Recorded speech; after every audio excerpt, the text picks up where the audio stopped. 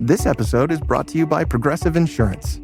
Fiscally responsible, financial geniuses, monetary magicians. These are things people say about drivers who switch their car insurance to Progressive and save hundreds. Visit progressive.com to see if you could save. Progressive Casualty Insurance Company and Affiliates. Potential savings will vary, not available in all states or situations.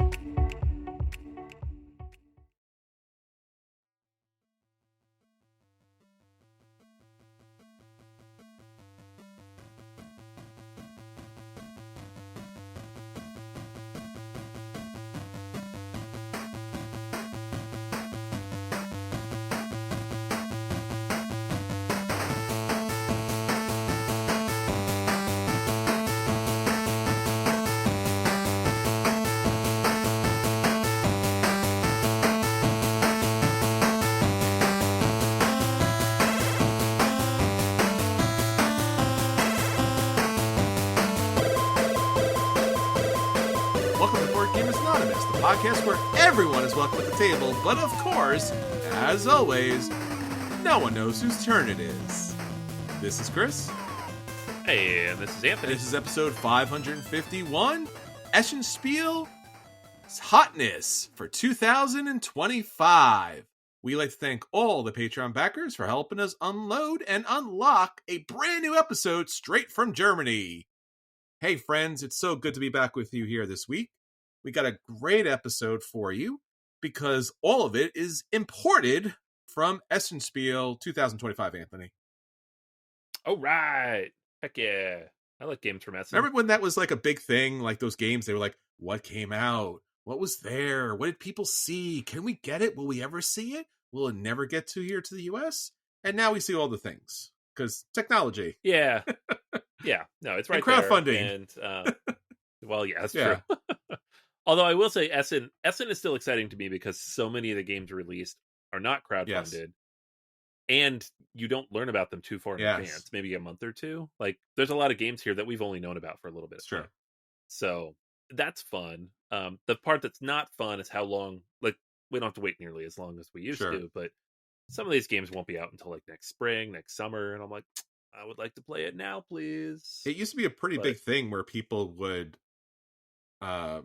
bring those games over from Europe, and that was like the coolest thing in the world if you could meet those people. Right. Yeah. I remember because we were talking about going to Essen in 2020. Yes. Obviously we didn't for reasons. I can't remember why. I don't know either. But like at least 2 or 3 different friends, just on the off chance of me mentioning maybe I would be there, was like, can you get me stuff? And I was like, you know what? Luggage has a limited space. And if I'm going to get stuff, it's going to be for me. So no, probably not. But you know, if it's small enough, sure. If we can squeeze it in the bag, it'll come along with us. Yeah, if I put it in my pocket, I'll get it for you. And again, it's the largest tabletop game event in the world. And it is not, if you haven't been there, we still have not been there. We've been trying to go, as Anthony mentioned. It's not a sit down, play games kind of event. This is all out retail, shop. Yeah, no, it is. It's very much a trade show. Like Gen Con, PAX, those are not trade shows. Those are fan conventions that have a trade show element in them. Like if you spend a lot of time in the expo hall at Gen Con, there's a lot of business happening. The people are making deals. Things are happening, going back and forth.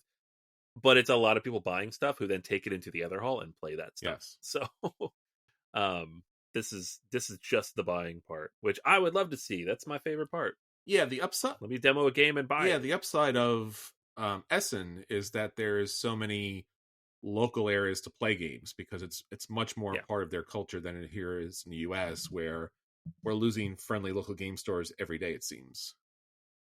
Right, and there are no other third spaces that could fill in for that. It's just third spaces. Remember third spaces? Yeah, I do. Yeah, the only third spaces in Philly are bars and bars. It's true. Yeah, so Essen happened, and every year it's a good time to take a look at what happened at Essen, because typically those games are the games that really blow up in the industry and become the thing to play more than anything else. Yeah. Obviously, like you said, Anthony, a lot of the games here in the US and other places in the world, typically now more than ever, have been crowdfunded. So there's not too much to say about that you can't already see online. And if you back it, you probably won't see it for another 2 years, give or take. Especially now. Yeah. So slow. So slow, tariffs and shipping and crazy production issues on top of everything else. But these games were published. They were at Essen. And we want to talk about them because they're awesome. And hopefully we'll get to see some of these at PAX Unplugged this November. Yeah. Some of these are coming very soon. I do expect to see. There's like 3 games on here that I'm fairly confident we will see at PAX Unplugged. And then there's others that I hope to see. So yeah, that's always fun. Although PAX is a little bit earlier this year, so it's a little less time to get the stuff over. It's true. Like it's only 4 weeks later instead of the usual 6 to 7. And it's the same week as BGG Con. Right. Yeah, there's that too. So it might split the inflow of the imports. But like Essen is usually a week or 2 earlier, and PAX is usually a week or 2 later. So yeah, that's be interesting to see how that affects what's going to be at the convention for sure. Yeah, especially with all the tariffs now on top of everything else. That's the thing. Yeah, like getting stuff over here, and it seems to be like most of the time people just don't know. Like I had a record that I bought back in like May, and they kept delaying it because they didn't want to ship it overseas, and finally like, we have to ship this because we have your money, and they shipped it, and the email literally said, there may be tariffs, we're not sure. If there are, you have to pay them. Oh no.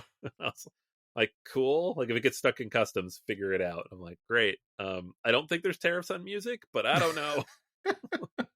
Guess we'll find out. I mean, if there is, it'll be like $3, but it's still like the logistics of it. It's just everything gets stuck everywhere. That's true. So we'll have a lot more to talk about PAX Unplugged because that's coming up in the next couple of weeks. But until that happens, we're talking about Spiel Essen 2025. But Anthony, before we get into all the fun Spielness of it all, let's roll for preview. Let's do it. So Anthony, I got a game here for you, a little throwback. And there's so many games right now on all the crowdfunding sites. And I was like, which of these deep, crunchy, strategic Euros will I talk about this week? Well, screw it, man. I'm going to talk about the Disney Afternoon Rewind board games. Heck yes. Relive Disney Afternoons on your tabletop. 38 playable characters, 6 complete board games, 1 gameplay system, endless action. Dude, this is like you're too old for this, right? Like for it to have been like peak. I think I'm a little too after school time. Yeah, I'm a little too old for this, but I do remember Gargoyles, which was Gargoyles. Yeah, because that one skewed older. Definitely skewed older, and yeah, I remember some of the songs with my sister in the background with like DuckTales, Chippendale, Woo. Yeah. Yeah, DuckTales had a great song. That's a great theme song. Chippendale. Are we gonna get sued for this? They all had great theme songs. Darkwing Duck. Darkwing Duck. It's Donald Duck meets Batman, which was great. Yes, it's so Tailspin good. was okay. I don't remember too much about Tailspin. Yeah, those were all very cool things. They don't have Gummy Bears, man. I remember the Gummy Bear song that was playing. Gummy Bears was like the first one, though, right? That was like that one and DuckTales. That's where it got started. I think Gummy Bears wasn't that like on Saturday mornings? Wasn't that like a Saturday morning show first? I think that might have been. Yeah, and then they moved it in there. Yeah, because Darkwing Duck, Goof Troop, Tailspin, Gargoyles, those are all 90s for sure. Yeah. Like I remember the first episodes of those shows.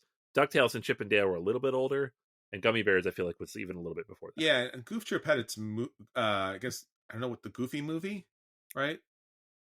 It was like similar, but like some of the character stuff was a little bit different. But yeah, it was like the same character, like Max. Sure, Max was the main character of Goof Troop. Because I remember the movie, but I didn't see it because I was a little too old for that at the time. But I remember it having a very big impact on 90s kids. Oh my gosh, dude! I think I was like 9 or 10 when the movie came out, so Okay. I could still like the song, the music from that, it just played in my head. It's great.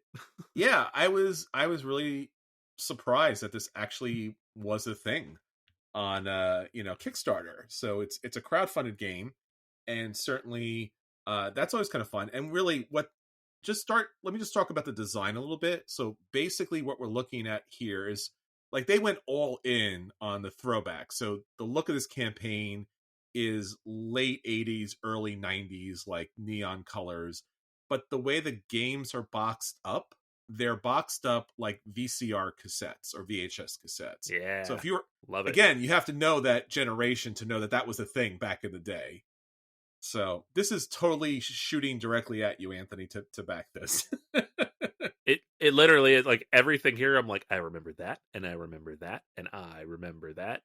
But the gameplay, and I haven't watched a video or anything, but I'm like, I'm seeing a grid, I'm seeing little circles, and I'm seeing standees, and I'm not interested in any of that. Well, so here's the thing. I read the subtitle here. So it's one gameplay system.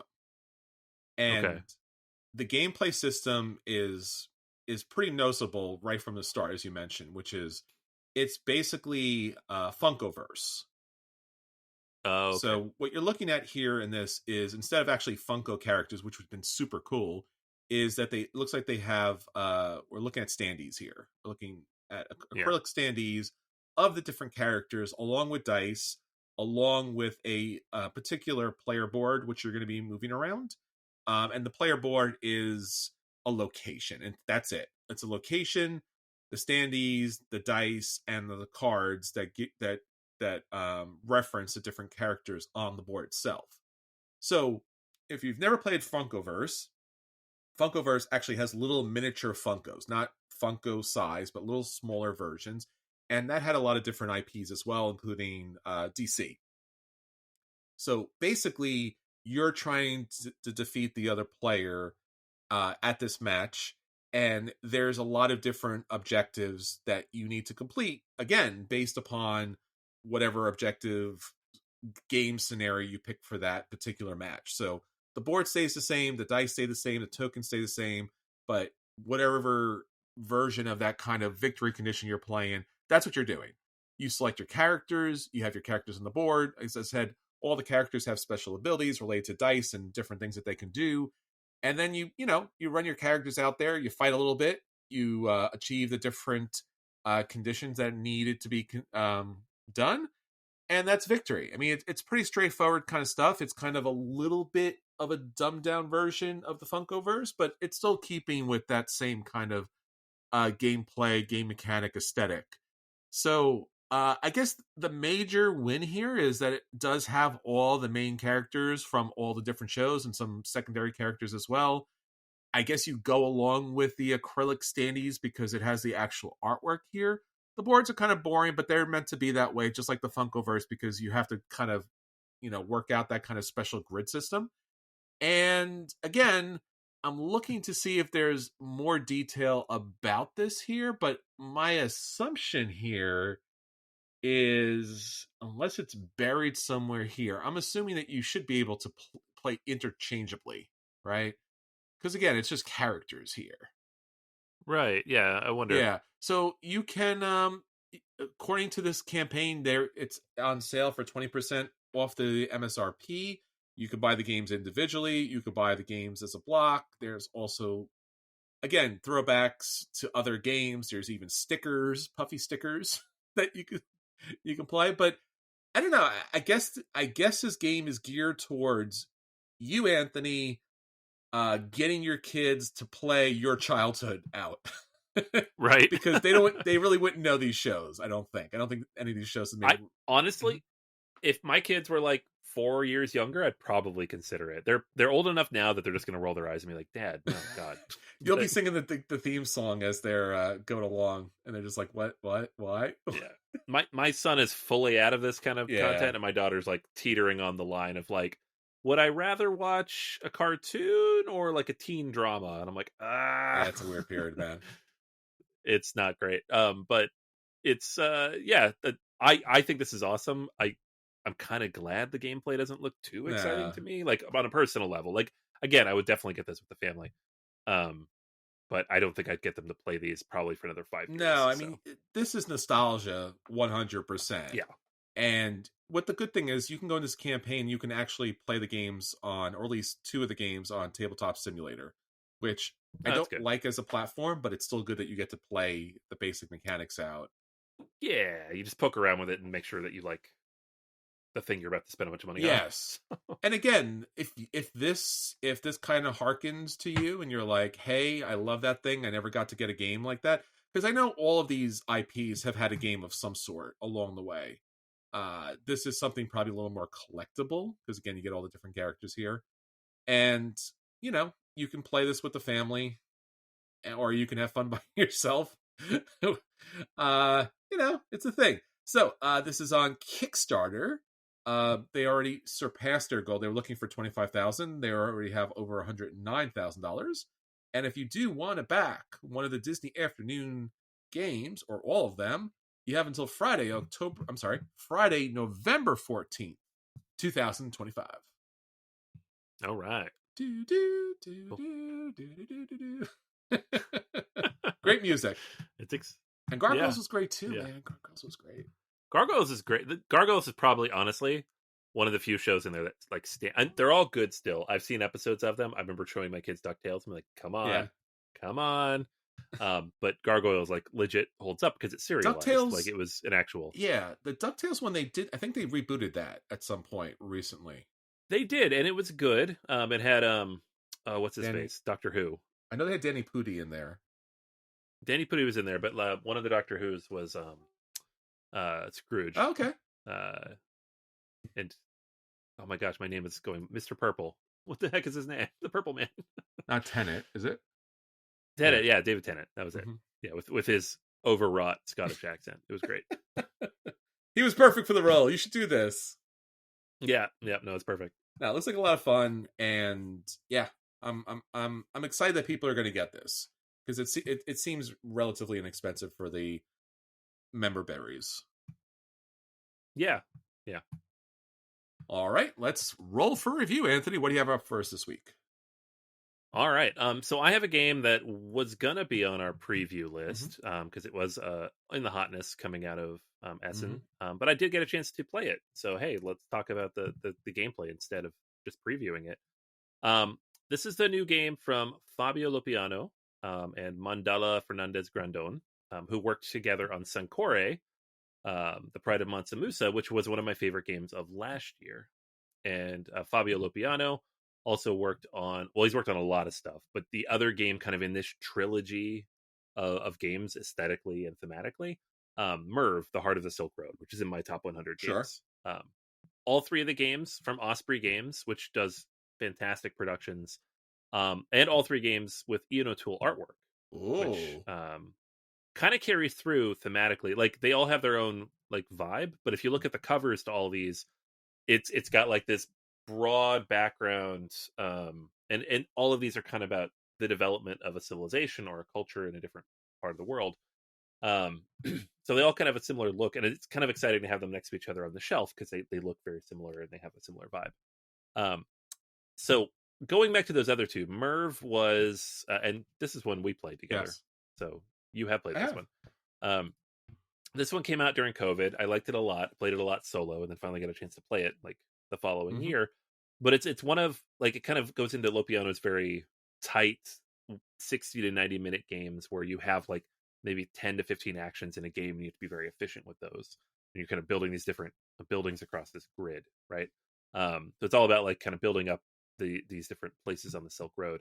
Sancore was a much heavier game, like a full point heavier on the BGG scale, and definitely Lopiano's heaviest game. Still the heaviest. So that one's all about building up this ancient university in 14th century Timbuktu, and that involved a lot of overlapping elements. It gave me a lot of like Vital Lacerda vibes, where every action you take requires you to have already taken two other actions. So every time you look at something on the board, you're like, how do I accomplish this if I have to do these two things first? But to do those two things, I need to do these three things. So it's a lot of like interwoven, interconnected actions on the game board. And so that one was very heavy. Whereas, Merv takes 60 to 90. This one takes up to 3 hours, right? The new one, Ayar Children of the Sun, it feels like it's in the middle of those. And if you look at BoardGameGeek, it kind of skews a little bit lighter than Merv, but I don't think it is. I think the rules are a little bit lighter, but the actual execution of those rules, being able to play the game well, is a little bit more complex. So I'll get into why here momentarily. So the game itself is about kind of the creation myth and development of the Inca Empire. So you have the sun god and the moon god, and these gods have each produced 4 sons and 4 daughters, and then they're going across the land, guiding the various first clans of the civilization and giving them various skills, right? And so the idea here is at the end of that myth, there are 2 remaining who found Tawantinsuyu, the Incan Empire. And so the game takes place over 4 rounds in which you have 4 pairs of these deities, and in each one's following a certain path. And at the end of each round, the one that's furthest behind on the path retires, goes and finds his counterpart, and then is done for the game, right? So it like limits down the pathways and the availability of different action spaces as the game goes on, because the action spaces are actually on these paths, which are unlocked as the characters move forward. So on your turn, you're going to have this little grid on your personal player board, which looks a little bit like Merv, where you have like these a grid of available options, but it's kind of in reverse, more Mancala. So there's 16 houses. You're going to place 15 of them throughout the game. On your turn, you're going to take one of the markers that you have, and you're going to place it in one of the 4 columns or rows. And each of those markers corresponds to one of the figures that's moving across the map. So, and they're each different colors. So, if you place one on the 2 space, it's going to move forward 2. So let's say you like purple. I place the purple marker. I'm going to move the purple god 2 forward. And now that unlocks 2 new spaces on the purple track. And that purple guy is now a little bit further along towards, Tawantinsuyu. And then maybe they don't retire, right? So that's one factor you have to keep track of. Then, based on where you place them, you take an action. The action is kind of up to you. You get to decide. You take the house off and you place it somewhere on the board that's unlocked. So it has to be available to you. That's important. And then the power of that action, like how much you can do with it, depends on how many spaces have already been unlocked in that row or column. So at the beginning of the game, you're going to throw one out there just to start before you actually do anything. And then from then on, you can take between power 1 and 4 actions, depending on where you put your guy. So if you drop one down and there's already one open space in that column, you place one down, you're going to pull one house off. Now it's a power 2 action, right? And so what that looks like ends up depending on what type of thing you're trying to do. So there's a few different things you can accomplish. All of these take place on a separate sideboard, the lake board, where you're trying to get to, right? So there's a pottery action where you can pick up different types of pottery. This is a set collection mechanic where you're going to get sun points based on, and moon points based on the number of different types of pottery that you've put out. There's the weaving, where you're filling in these different weaving tiles on your player board. The goal here is to complete columns of weaving, but also to connect the sun icons that are on each of those tiles. Again, for the different types of scoring. There is the sewing, where you're just taking off cubes and putting them on the sewing board. That's the simplest one. You just literally take off the number of cubes that match the number of points, you put them out. The player who does the most of that in a round gets a bonus. And then there's the river itself, where you get to move along the river and drop down houses in different locations in the lake. And so that unlocks lots of stuff. So lots of unlocks, lots of things happening. So there's really those 4 actions, and they're all very simple. Like what I just said is like 80% of what you need to know to take the actions. Where the game gets complicated is keeping track of where you want to put your marker so that you can take an action and that action's available and you have the power that you want, and you're setting yourself up for future actions and the power of those is good.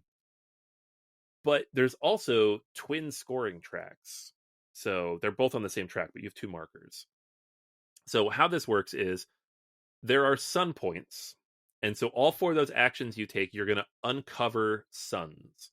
And various times throughout the game, you're going to collect suns. And when you collect suns, you add them to this little the dial that you have.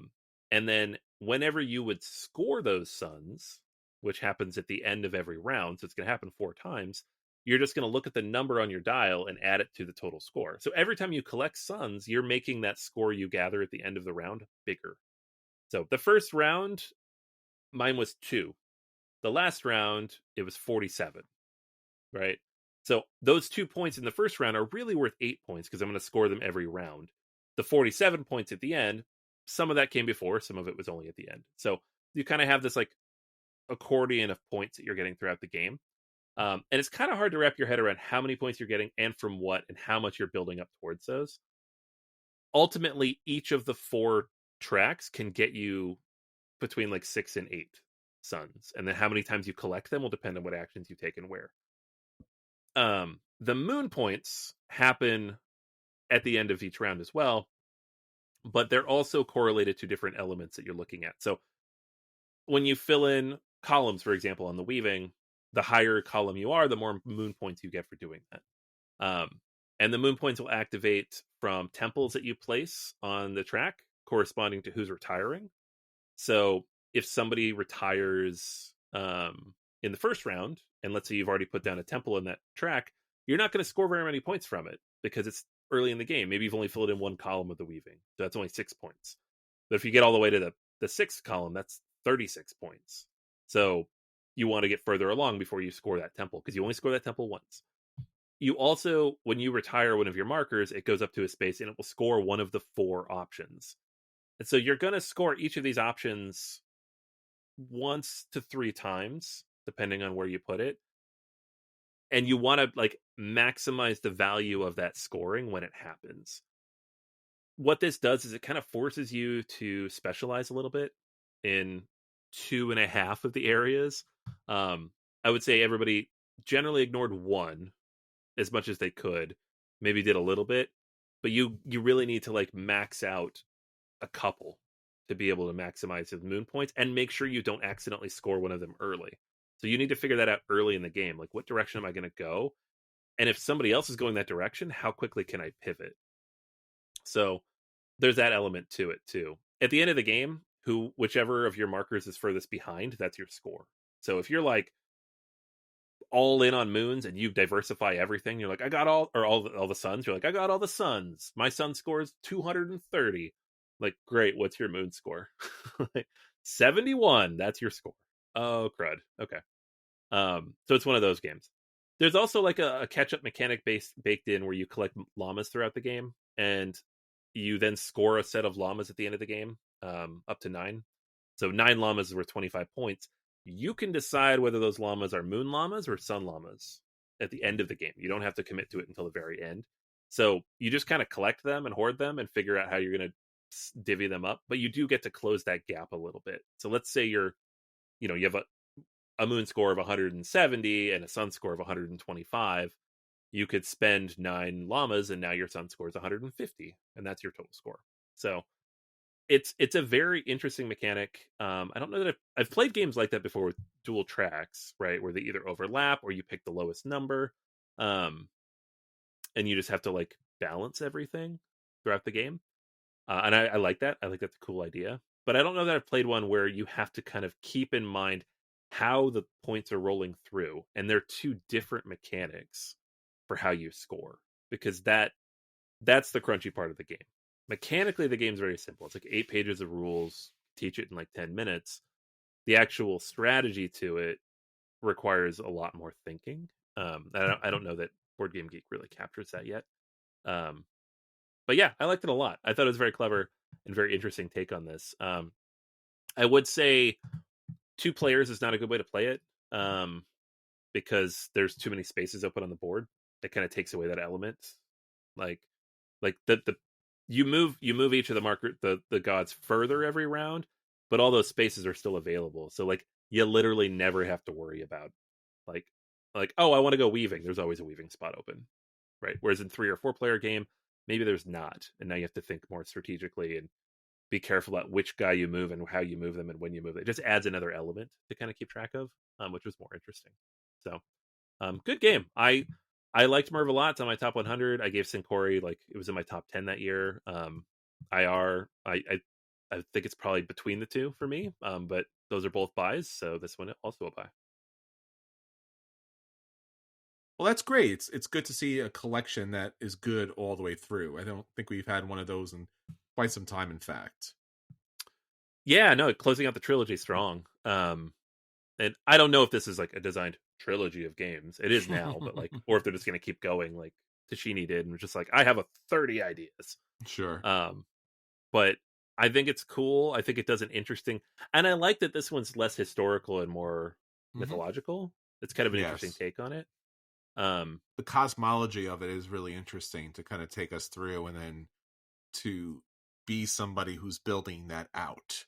Right. It's really a smart and interesting idea, and like you said, it's relatively uncomplicated as far as like it's pretty streamlined. It's like the board itself, like there's a lot of beautiful artwork, but at no point does it seem challenging or confusing about what's actually happening. Yeah, no, when I initially set it up, I'm like, wow, there's a lot going on here. It's like it looked busy, but at the end of the day, it's really not busy at all. Like the board has so much stuff going on. It's really just 4 tracks, and they kind of weave around each other. Yes. That's all it is. It. Yeah. Yeah. So it's cool. Like it like there are element like there's so many things you can mitigate for. There are also too, I didn't mention, there are these little tokens you can power up your personal board, which give you like bonus action points or like special abilities throughout the game. Those are really powerful if you can get enough of those tokens. So that's a fun way too. It makes it a little more asymmetrical. Do you feel like the solo is actually a solo, or is it just tacked on? There's an independent solo mode. I haven't really spent a lot of time with it. Skimming over it real quick, I didn't love it. Like the way it's, because it has to. There's like a deck of tiles, which kind of just pushes things up the tracks. And that's really like that tension that's there needs to be there for the game to work. I think you need 3 or 4 people for that to be effective. That's the one thing I'll say is like Merv plays really well at 2. Sankori, I liked it too. I don't think this is a game that I would play it to. And the solo mode is a little different, but it still kind of falls in that same bucket of like it's a little looser. So it's more just like I like the mechanics and I'd like to play through it. Whereas the other 2, I would actually sit down and play solo. Very cool. I'm loving it. Eno too, another great job on top of everything else. And, very pretty. Very pretty. And these look really nice on the shelf too. Yeah, I know. I don't have them next to each other just yet, but I'm going to move some stuff around because I think it's a nice trio. Yeah, and again, it's one of those games that, like, if you have, like, some sort of Kalex or something like that, that's a game you could put in the front. Like, the box is just gorgeous. The colors are very vibrant, and the patterns are beautiful. And it's something that'll get playtime from that alone. Oh, yeah, absolutely. Yeah, no, it's really pretty. I will say it's kind of expensive. Not that any games are not expensive these days, but the retail is like $95. Yeah. I think on Amazon it was $70. So it's not a company that doesn't let them mark it down, but it's still a $70 game. It is Tool quality, and like Osprey Games does like nice chunky wooden pieces. There's nothing cheap in the box, but keep that in mind. It's not a cheap game. None of these 3 games is cheap. They're all kind of pricey. Sure. It seems like they would be like a $60 game, so it's a little surprising. I think the production probably pushes it over the edge. Gotcha. It's a solid production. Nice. All right, everyone, let's get on to our feature review. Of course, our feature review this week is the review of Spiel Essen 2025. We are talking about the Hotness. We're talking about the games that got to the tables of all the wonderful people out there. They got a chance to play it, and they are raving about these games, and hopefully we'll be able to get them soon at a table near us. Anthony, another good year. It's good to see a lot of nice Euros in there, leading the way, and I like the idea of this overall collection. It's pretty diverse as far as theme is concerned. We're not seeing a lot of the same thing over and over again. Mm-hmm. So that's also very nice to see too, because some years, coming out of the Spiel, it's been like, oh, it's just a bunch of deck builders, or everyone's trading spices for some reason. Like, right. It's the spice year. Like, no, this year had a lot of good diversity across the board, a lot of great games to take a look at, and we'll be taking you through a couple of these. Yeah, it'll be fun. All right, Anthony. Anything on your radar? Anything that like piqued your interest? So there's a couple of games here that have already been on my list for a little while that we might have even talked about early in the year. Sure. So I was very excited to see people's early impressions and discussions of Recall. Oh yeah. This is from the designers of Revive, which is Yes. a game that like I didn't play for a while, played, and I was like, oh, that's good. Put it back on the shelf for a while, then got back off the shelf. I was like, actually, this is really good. Yes. And I mean, everybody seems to know that the game is decently high ranked in the top 100 now. But this is a team that some of these designers worked on the Magnificent. Before that, Santa Maria, a problematic game thematically, but very good mechanically. So this one here with kind of the engine building element to it, which I know that they're very good at, I find very fascinating and interesting. So yeah, excited to play this one and glad to see that a lot of people are digging it early. Yeah, I love any game that you get to pick a specialized civilization. You have a kind of a starting asymmetric power with this, and this kind of puzzle of reconstructing the archives. And I just love that, the tableau building that comes into play here. And it's one of those kind of Euros that like just by taking a look at it, you could see where this game came from. It looks very Revive like right across like, oh, I've seen this game, I've seen this before. But I do like the different elements. I love the idea of exploring, and figuring out what's out there, and then having to excavate to kind of get special abilities and resources.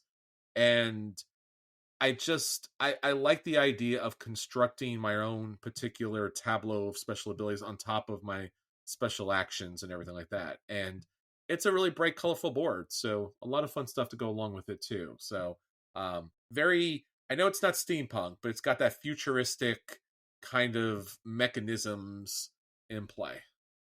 Yeah, it's a funny mix of post-apocalyptic and solar punk that I dig, and it's kind of what Revive had too. It was like everything is dead, but we're bringing it back, right? It's coming back, people. I dig the vibe. Yeah, that's good. Don't worry about it. We're fine. We're fine here. I love their take too. Is like, fine, we can't make games about problematic eras of history. We're just going to go so far in the future that we can make it all up. Yeah, I think it's better that way. Yeah, I think all these designers who want to make those games, yes, just do that. Yeah. Well, another really odd and interesting game is called Ants, and this is about expanding your own ant colony through survival. You have some tactical movement along with like overall long-term civ building / strategic development. And again, it really comes down to a territorial control. You have a modular board, tactical movements on the board, but it is all about that kind of larger civ building. We've talked about this in the past, that some of the most interesting civilization building games are not human civilization building games. Sometimes they do a really good job with taking on other alien or animal, or in this case insect aspects of like, what if you had to build a civilization up, what if you did have to compete for resources. It kind of looks a little bit like Dominant Species, because you got the hexes out there and you're trying to control the different areas and resources. And again, you get to build up your own little anthill, which is kind of fun too. Yeah, I love that.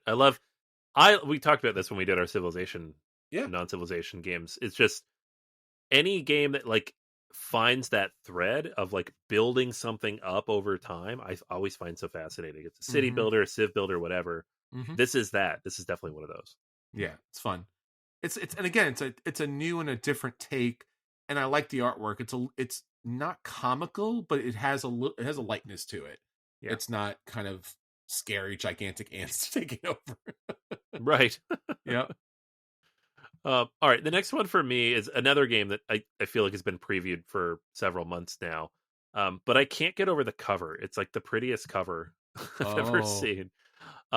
This is Horloge, the Prague astronomical clock. Oh, so gorgeous. It's such a great cover. So this is a game about, you guessed it, building the clock, right? So you are, and an astronomical clock too. It's not just a clock, right? It's like measuring all these different elements of like the the celestial stars, cycles, yeah. celestial cycles, the zodiac symbols, and all these different things.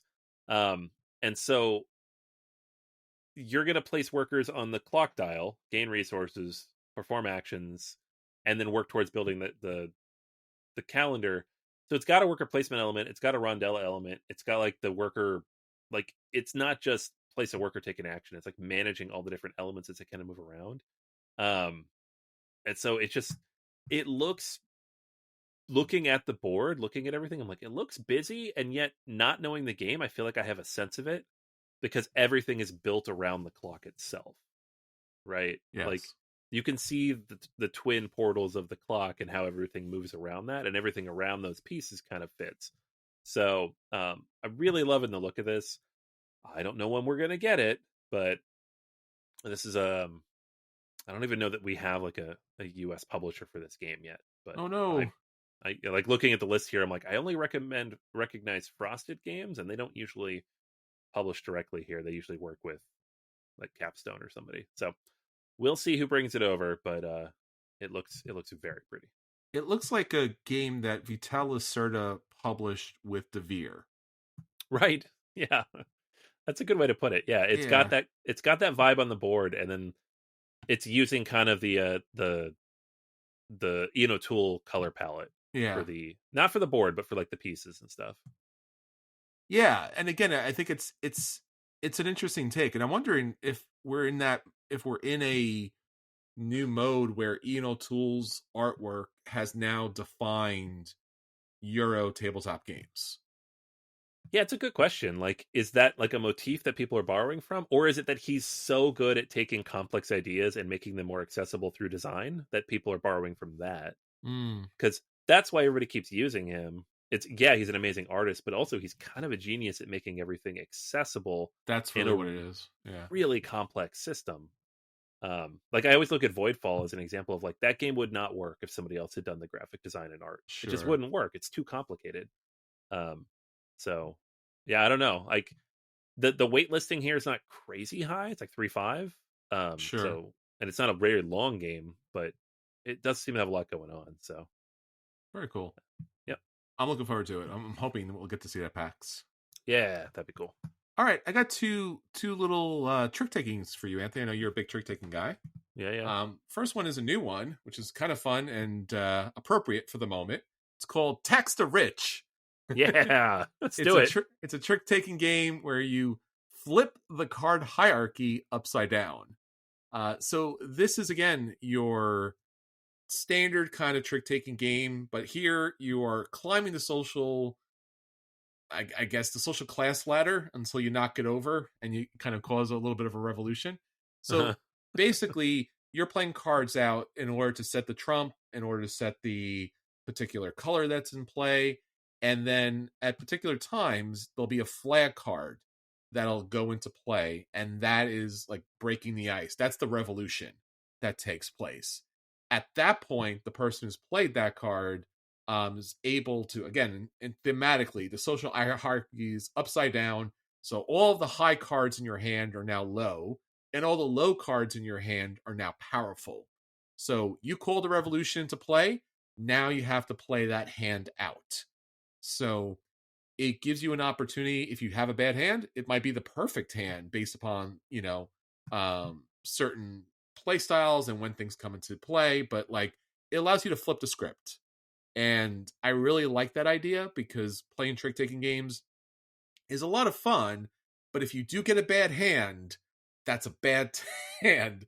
When I play like Hearts, for example, like when you're able to shoot the moon, when you're able to go against the grain and like collect all the cards instead of trying to shed all the cards, that's really a fun moment. It's a dynamic moment. So having an opportunity to flip the script and go, and now everything's upside down, inside out, and we're going to do the opposite. So now all my low cards are high, and now we've kind of played that out. So, a little quick, card game. Also, I think also going to be searching for a U.S. publisher, but we'll see if it ever gets here and it takes off. I hope so. Yeah, so this is also from Utsby and Svensson, who are working on Recall, and brilliant. It's hard because I saw it pop up on BoardGameGeek, and then the initial reviews are mixed, of course. Yeah. Sure. And then I'm like, oh, a 6-something. That, I don't know. The game looked interesting. And then I'm like, oh, wait, this is a game with a social message. I bet there's like 21 star rating. Yeah, there is. There's 21 1-star ratings from people who haven't played the game. 100%. 100%. The game looks good, and some people are apparently turned off by the idea of rich people needing to not be rich. I don't understand. or poor people being rich, I guess, for a moment. I guess, yeah, equality, boo. I don't understand anybody. Anyways, we don't have to go down that road. But so anyways, the game looks good. Ignore the rating because it does have a social message. So some people are gonna be mad at that, obviously. Sure. And yeah, I do hope it comes here. Yeah, look, trick-taking games have been out for forever, and there's a lot of fun versions of it. And this is a really cool idea, if nothing else. And again, it's just that idea of like flipping where the rich cards become poor and the poor cards become rich, which I know, like you said, is some people's nightmare, some people's dream come true. Right. A very cool mechanic, and that's what you really wanted to get involved with. A second one is one that you've kind of played, but it's a new version because just like Agricola, everything is going zombies, Anthony. This is Zombie Princess. Zombie Princess. Love it. Zombie Princess. So you probably know Rebel Princess, where the princesses are trying to stay away from their suitors because they don't want to go off and get married to these boring guys. Zombie Princess, it's coming out in 2026, is a different take. Like when you played the first Rebel Princess, that was hearts. Like they just took the hearts mechanic and was like, and now it's Rebel Princess. Zombie Princess, you're playing spades. So this actually lets you play individually or play in teams. If you've ever played spades before, it's a highly popular card game that a lot of people play, even in special competitions. But I love the idea because, again, you also have these the wonderful artwork here, once again, of, but now it's a twist, right? You have to fight off the zombies along with, I think the Frog Prince is helping you out as well. And again, it's just another very cool idea about how to take a game and turn it on its head. And throughout the game, you're collecting skulls, which is kind of fun too. Like it's a really good production of games. Mm-hmm. Yeah. So okay, so we have hearts with Princess. We have spades now with zombies. Yes. What's next? Diamonds. Oh yeah, diamonds. Remember there was a diamond game from Stronghold? Yeah, that was good. That was a very good game. I might even still have that one. I like that one. Yeah. All right. I'm going to jump ahead to an expansion. I mean, there's a lot of other good games on this list, but this is the next most excited I am. Is it going to be SETI? Yeah, of course. It's SETI. Yes! Yeah. Come on, man. What are you talking about?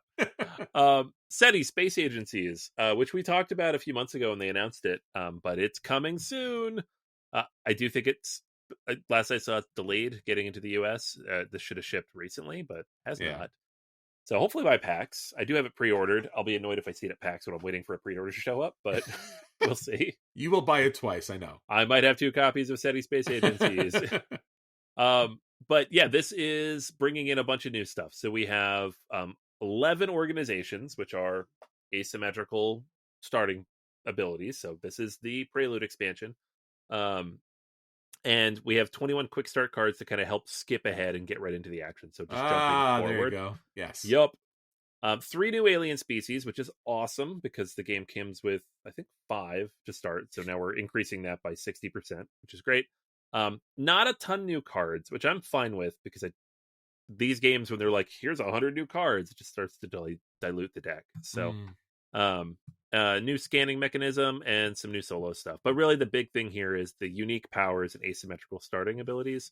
And then the new alien species, because the aliens, they come in usually towards the end of the second round, and that really mixes up the game a good amount. So the more it mixes it up, the better.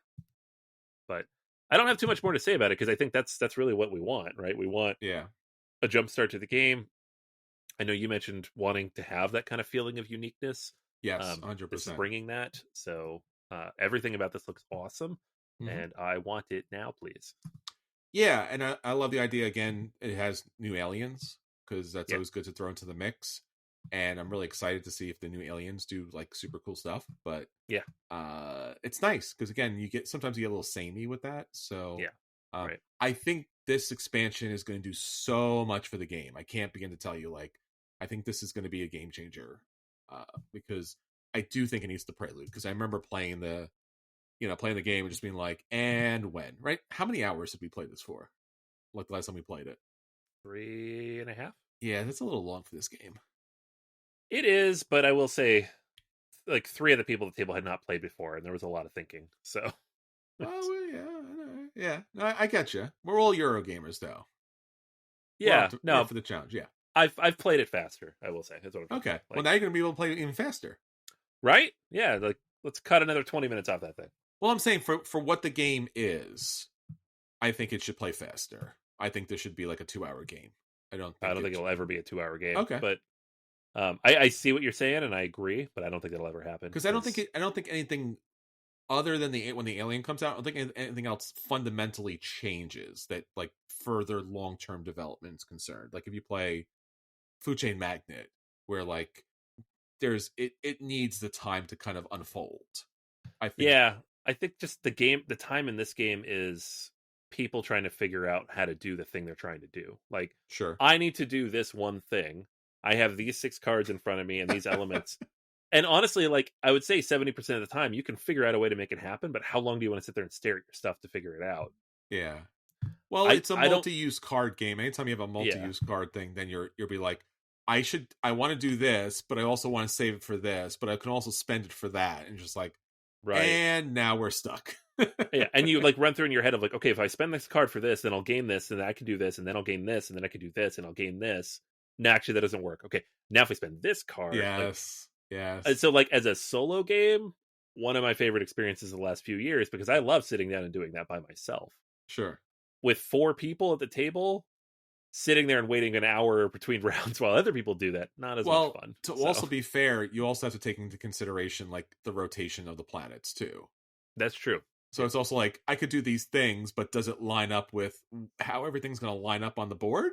And how often is that going to move between my turn now and my next turn? Also, I can't do this on this next turn. I have to do it in the next turn. So this thing could move like 4 times in between then. And somebody could just skip it ahead. Yeah. Which is also kind of damn annoying, too. It's like, I had it planned out and you moved it. I can't do that now. Ah, darn it. So, yeah, totally. I think the expansion will be great for it. So, and we say that with the game's already number 29 all time, but it's going to keep moving up. No, it's definitely, I mean, this is going to be the Terraforming Mars kind of boost that it really needs. Yep. So, looking really forward to that. Anthony, a game here called Forestry.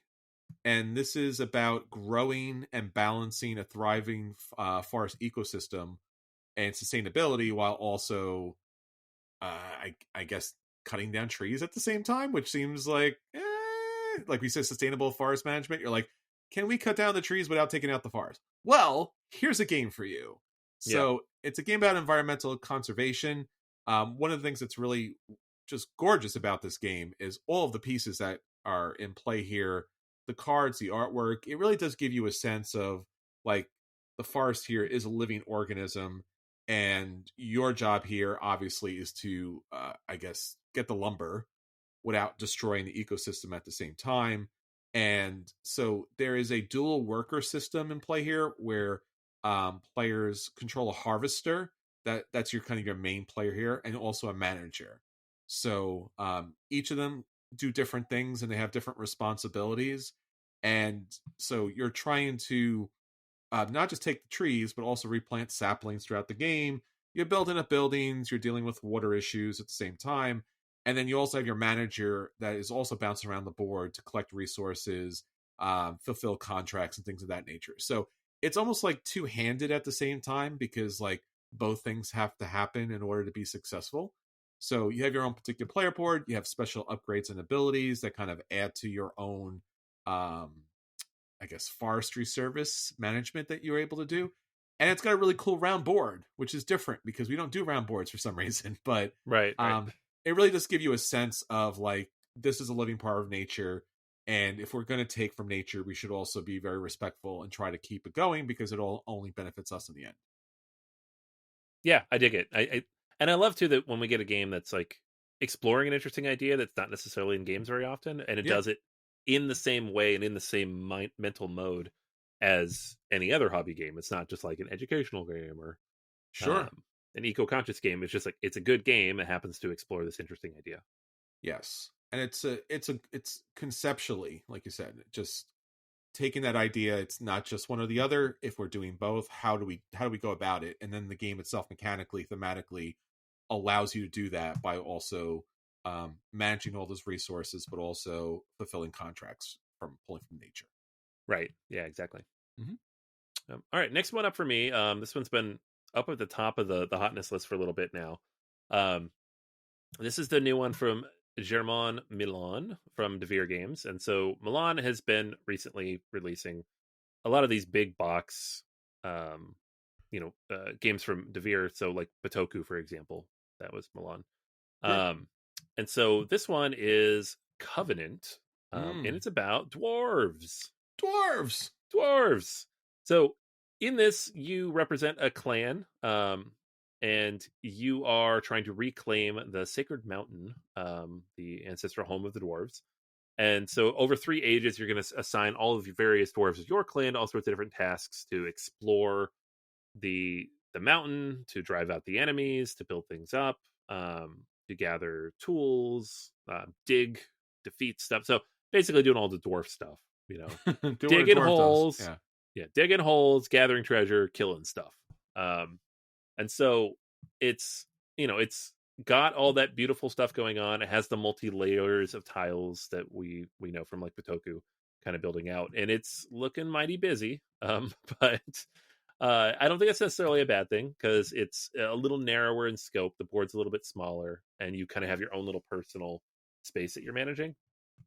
And I liked Batoku. I didn't love it, but I do like the idea of the designer kind of honing those designs a little bit and narrowing in the scope and making it a little bit more accessible from a visual perspective. Sure. And it's an interesting take too, because I know they had an early cover for this, which was a lot brighter. Similar art style for the dwarves, but they went a lot darker with the final cover, or at least the one that's on BoardGameGeek. So it's a unique art style for sure. So looking forward to it. Want to try this one out at PAX. Very cool. Yeah, I like it. Last up for me here, Anthony, is a game that I'm really interested in. It's called Coming of Age. This is a game from Danny Garcia, who you probably know from Barcelona, Windmill Valley, a lot of great, wonderful, colorful, dynamic games. But this game, obviously, is a game about life. So you will start the game as a child, and then you'll have like limited access to resources, but you're going to have interests that you're going to try to, follow throughout the game, and skills that come into play. And all about and the whole game is about you developing from a child to an adult. So you have some parental help throughout the game to help you progress, gain new interests. You're moving toward independence, so utilizing less of the resources that you started with and the different mechanisms. And it's like kind of like the game of life, because you're developing, you're forming memories, you're developing your personality, you're making friends, you're falling in love, you're getting jobs. And really, basically what it comes down to is it's a dice management mechanism. So you visit different locations, you upgrade different experiences, you enlarge and make your own particular player board more complex with different scoring opportunities. So I really like the idea that, like, as I choose to build up who I am as a person, I can pick my own victory and goal conditions, and I can go a lot of different ways with scoring victory points with that. It's really colorful and bright and dynamic. It's not kind of like, how would you say it, like a typical kind of beige green Euro, but I think it has a lot of good feel to it, and seems on a little bit on the crunchy side, which I really like. And again, it's from one of my favorite designers, and the weight is at 3.36. So it does not look that crunchy, but it does have some bite, my friend. Yeah, no, it looks good. Yeah. All right. So the last game here, which we don't know really anything about, but it's a big thing. And I didn't get a chance to play the original game, but this expansion looks like it adds some interesting stuff to it that could bring me into it. So Federation. Did you ever play Federation? Yes, I did play Federation. Yes. Okay. So this is a game that like everybody was buzzing about when it came to the US a couple years ago. I think the score has settled out a little bit, so it's kind of like a, decently successful Euro. Big, long. It was expensive Yes. from Eagle Griffin, Yes. but nominated for a few awards that year too, right? So there's an expansion coming out for it. Came out at Essen, Federation Piracy, Mm-hmm. which adds 2 new modules. You get the Piracy module, and then the AI Assistant module. So the goal here is to kind of add more dilemmas to make the game a little more complicated, but also a little bit more asymmetrical. And it also adds a solo mode to the game, which instantly I'm like, okay, give me some solo play on this. I'm interested in that. The base game itself, Federation, it's a space exploration type of thing with worker placement elements and all that good stuff. Yes. But it definitely requires everybody to be there because you're playing off each other so much. Yes. Yeah, go ahead. Yeah, no, it's an interesting game. It can be kind of complex. It's this kind of UN in space. So every person, every game player is a particular faction, and what you're doing is it comes down to worker placement. So you're placing your workers, quote unquote, into certain places in the galaxy. That allows you to go to certain boards around the main board in order to gain victory points and special abilities that enhance your own particular planet. And everyone is racing on each of these boards to get like the medal, like to get the kind of award for like the most of a thing, reach a certain kind of area. But of course, like every good game out there, you can't do everything, but it is a very tight game because everyone's going for the same spaces, because each round they come out with these goals and you want to hit one of these 2 goals based upon votes. So it's worker placement, but the worker placement is also giving you votes towards particular goals. Goals give you victory points. Goals on those particular sideboards score you a lot of points. It can be very high on the AP, right? Because again, it's one of those situations where, are you going to take the thing that I need because I'm going up that track? And if you do, then what? Right. This is on Board Game Arena, so you can play Federation there. But no, this expansion sounds great. I think it definitely needs a little bit more. I think it lost a lot of luster, once it came out. So I'm really glad that they're coming back to it with something new. Yeah, and I'm excited for it because I was interested in the game and it just kind of flittered away, and I haven't really had a chance to play it in full. But this expansion seems to add stuff that addresses the specific reasons I did not get the game in the first place. Yes. Because I was tempted early on. There was a lot of buzz, and I was just like, I don't know, like 2 to 4 and this particular mechanic, and it seems like it'll take a long time to play. Sure. So this could add some more flexibility to that. Yeah, and I like the idea it comes with a solo mode, because I think that's one of the things this game is missing a little bit. Not that maybe the solo mode is the best way to play this game, because there's a lot of interaction that comes into this game. But I think you do need to play this solo just so that you can see how all the different special abilities and all the different tracks come together. Because I remember playing this the first time, just like, okay, I do this, and this. Oh, if I would have done these things and then those things instead, it would have moved this up. Like, again, it's a lot of balls in the air all at the same time. Right. So it's good to have a solo mode so you can try those things out. Very cool. Yep. All right, everyone. Well, there you go. The Hotness, the games that everyone got to play, and hopefully you'll get to play, and hopefully we'll get to play pretty soon, from Essen SPIEL 2025. Until next time, this is Chris. Hey, and this is Anthony. And we'll see you all. Let's see at the table. Take care, everybody. Bye.